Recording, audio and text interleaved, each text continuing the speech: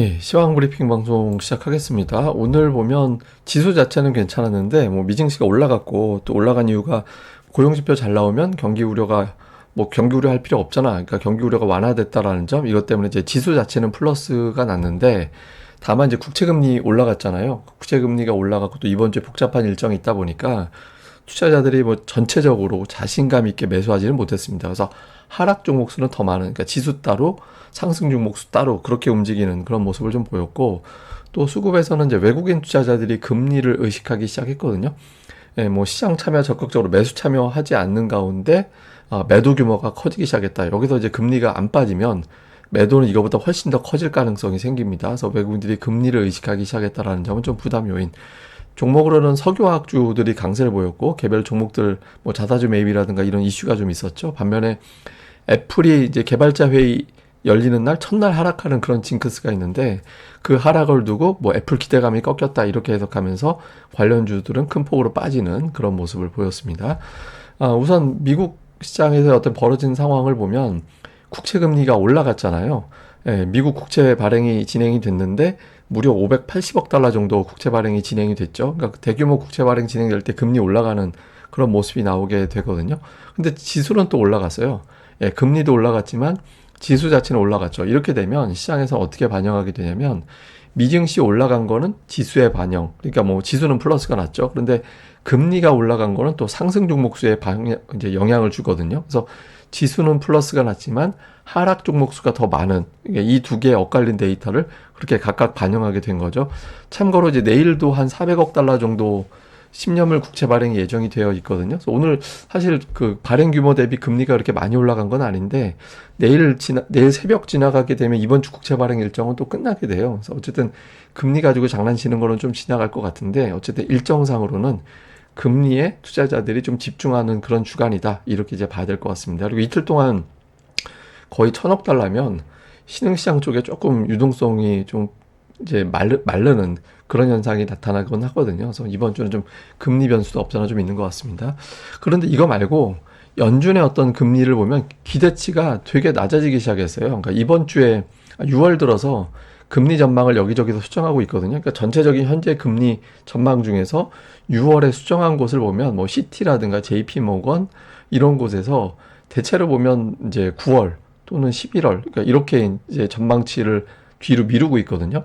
원래 뭐 6월이다, 7월이다 뭐 이러던 곳에서 이제 9월이다, 11월이다 이렇게 미루고 있죠. 미쓰비시만 그냥 6월 그냥 계속 내릴 거야. 계속 내릴 거야 이렇게 보고 있는데 여기는 뭐 워낙 좀 덜 중요도가 있는 증권사니까 이건 빼버리고 시티라든가 JP모건이라든가 이런 데서는 금리 인하 시점에 대한 전망치를 뒤로 밀었습니다. 그리고 시장 참여자들은 이미 올해 금리는 한 번밖에 안 내릴 것 같다. 이렇게 전망이 후퇴가 되고 있어요. 그러니까 작년도 12월 전망하고 비교를 해보면 엄청나게 차이가 나죠. 작년도 12월에는 연말에 금리가 한 대여섯 번 이상 내릴 거야. 이렇게 됐는데 지금은 한 번 또는 뭐 잘하면 두 번 이렇게 바뀌어 있거든요. 그래서 기대치가 낮아졌다라는 거는 이미 투자자들은 금리 인하를 두 번 한다라고 하면 오히려 호재로 받아들일 그럴 태세가 되어 있는 거예요. 근데 이거는 이제 말 그대로 그냥 기대치, 전망치가 그런 거고 연준에서 어떤 결과를 보여주는지는 보고 싶어 하는 거잖아요. 그래서 그 전까지 적극적인 매수가 가동이 안 되는 상태가 된 거죠. 그래서 시장은 결과가 어떻게 나올지 이미 마음의 준비는 했는데 그래도 결과를 보고 움직이자. 이렇게 되면서 이제 한쪽으로 확 이제 쏠리지 못하는 그런 상태가 나타나고 있습니다. 다음에 특징적인 뉴스 몇 개만 정리해 보면 오늘 2차 전지주가 장중에 좀 올라갔다가 뒷부분에서 일부 종목은 빠졌는데 그 EU에서 중국 전기차 관련해서 이제 관세 부과할 것 같다 이런 내용들이 나오면서 우리나라 전기차 관련된 종목들의 어떤 수혜가 예상이 된다 이런 식으로 해석이 됐거든요. 그래서 장중에 좀 올라갔다가 이제 뒷부분에서 에코프로 그룹주만 조금 눌리는 그런 모습이 나타났고, 다음에 이제 애플 관련된 종목들이 오늘 되게 많이 빠졌거든요. AI 폰에 대한 어떤 베일이 벗겨졌다 이런 내용이 나왔는데 주가는 빠졌어요. 근데 이거는 애플이 이제 이런 어떤 개발자 회의 할 때 첫날 증시가 올라간 사례가 별로 없어요. 그러니까 이번 빼고 기존의 10번 중에서 8번 빠지고 2번밖에 안 올랐거든요. 근데 어쨌든 애플이 빠졌고 그 내용에 대해서 굉장히 많이 막 자극적인 어떤 해석, 뭐 이제 주가는 빠질 것 같아, 뭐 너무 기대가 컸어 이런 식으로 어떤 해석이 나오면서 관련된 종목들이 되게 많이 빠졌죠. 근데 뭐 기관이나 외국인 쪽에서는 일부 투자 주체는 그 관련된 종목을 또 매수하는 그런 움직임도 있긴 있었습니다. 그 다음에 이제 음식료 관련된 종목군들은 돌아가면서 올라갑니다. 뭐 국순당이 이번에는 막걸리 매출이 올라가고 있다, 수출 증가하고 있다, 이런 내용이 나오면서 올라갔거든요. 근데 이런 건 있어요. 그러니까 음식료 전체 업종이 시가총액이 5조 원밖에 안 돼요.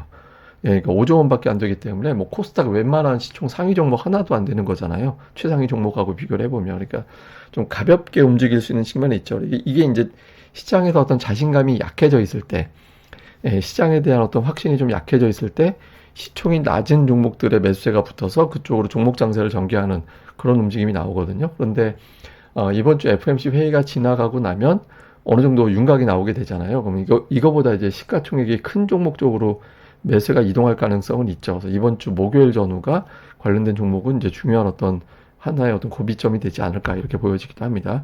특징주로는 이제 앞에 말씀드렸던 애플 관련된 종목군들, 이제 뭐 AI 폰 이거 어필 안 되는 건가 이런 걱정이 좀 크게 빠지는 모습이 나왔고, 제가 보기에는 그거보다 일정이 뻔한 건데 너무 시장에서는 좀 과민하게 반응한 측면이 있는 것 같고요. 다음에 오늘 석유화학주들이 강했거든요.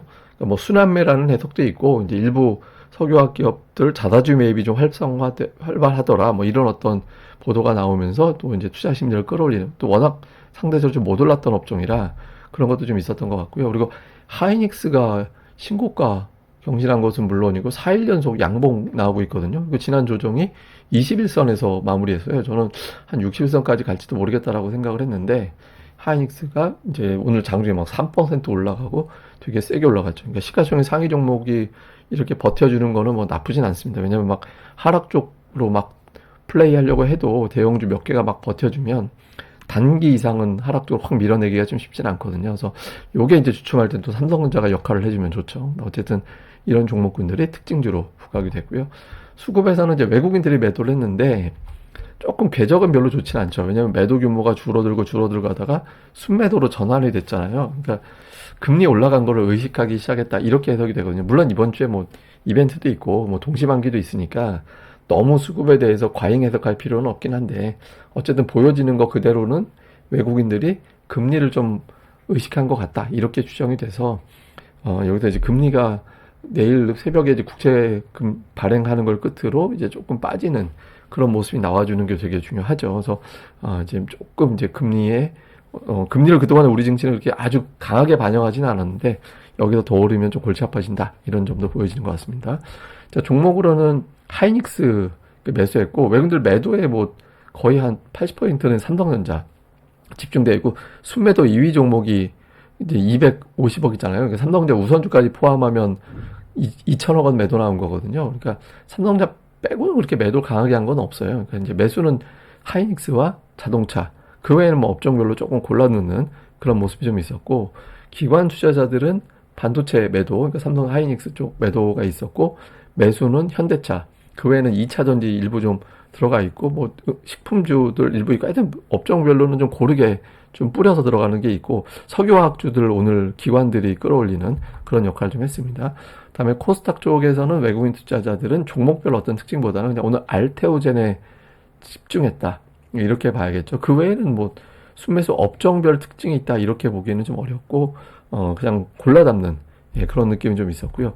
그다음에 기관 투자자들 같은 경우도 역시 특별하게 어떤 업종의 특이성이 있다라고 보기는 어렵습니다. 그러니까 양 주체 모두 뭐 전체적인 업종을 붙이기보다는 시장 자체가 중요한 일정들이 있다 보니까 이제 골라서 담으면서 좀 지켜보자, 이게 이런 어떤 분위기가 전체적으로 시장 흐름으로 잡혔던 것 같습니다.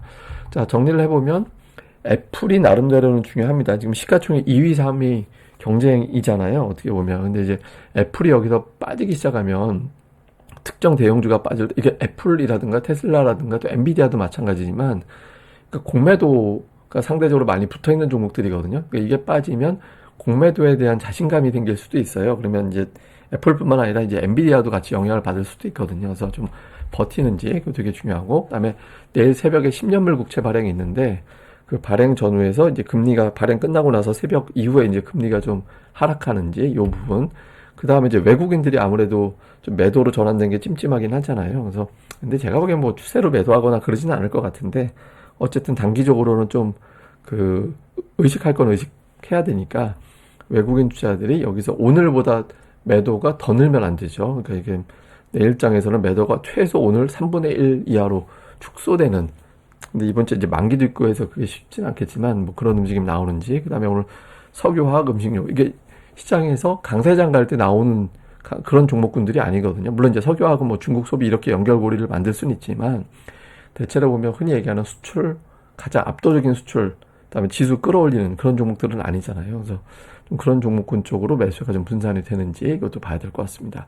자, 그리고 이제 미국 시장도 그렇고 우리도 마찬가지긴 한데, 미국도 되게 차별화해요. 뭐 한국 주식 말고 미국 주식 사야지. 근데 우리가 알고 있는 주식들이 강해서 그렇지, 미국도 전체적으로 보면 그 나스닥 100은 신고가인데 200일선 넘긴 종목들 비율을 보면 오히려 낮아져요. 그러니까 오르는 몇 개 종목만 강하고 나머지는 빠지고 있다라는 거고, 우리 증시도 보면 예탁금이 뭐 늘어나지 않고 있잖아요. 예탁금 그냥 박스권이거나 흘러내리거나 이렇게 되고 있어서 우리 증시도 개인들이 막 열심히 주식을 사서 돈발로 밀어 올리고 그런 장이 아닙니다. 그러니까 지금은 언젠가는 뭐 이렇게 뭐 그런 장이 올 수는 있겠지만, 눈앞에 보이는 현상은 그냥 계속 이런 형태의 장이 좀 이어질 가능성이 높거든요. 근데 어쨌든 좀 수급이 뒷받침되는 종목군들, 뭐 평가되는 종목군들은 뭐 시간차를 두고 계속 움직이긴 해요. 그래서 이제 저 업종별 움직임, 수급 동향, 그다음에 실적 평가 좋은데 뭐 주가는 눌려 있는 종목군들이 있잖아요. 그러니까 돌이켜 보면 아, 저건 되게 실적 좋은데 안 가네 싶은데 돌아서 보니까 되게 가 있고 막 그런 케이스들 많이 있더라고요. 그러니까 조금 그 도닫고 기다릴 종목, 다음에 이제 지금 수급이 가장 뜨거운 종목, 이런 것들을 좀 적절하게 좀 분산해서 가는 것도 지금은 필요할 것 같습니다. 뭐 자세한 건 제가 또 다음 방송에서 내일 설명드리겠고요. 그리고 또 혹시 수요일에 제가 오후 방송이 평소보다 조금 내일 그러니까 늦어질 수도 있거든요. 그러니까 만약에 늦어지면 그냥 아, 오늘 뭔가 일정이 조금 늦게 끝났구나 이렇게 생각해 주시면 될 것 같습니다. 웬만하면 뭐 그냥 비슷하게 올릴 것 같은데 혹시 모르니까 그렇게 또 알고 계시면 될 것 같습니다. 예, 감사합니다. 저는 다음에 뵙겠습니다. 이 방송 구독하기와 좋아요 꼭 부탁드립니다. 감사합니다.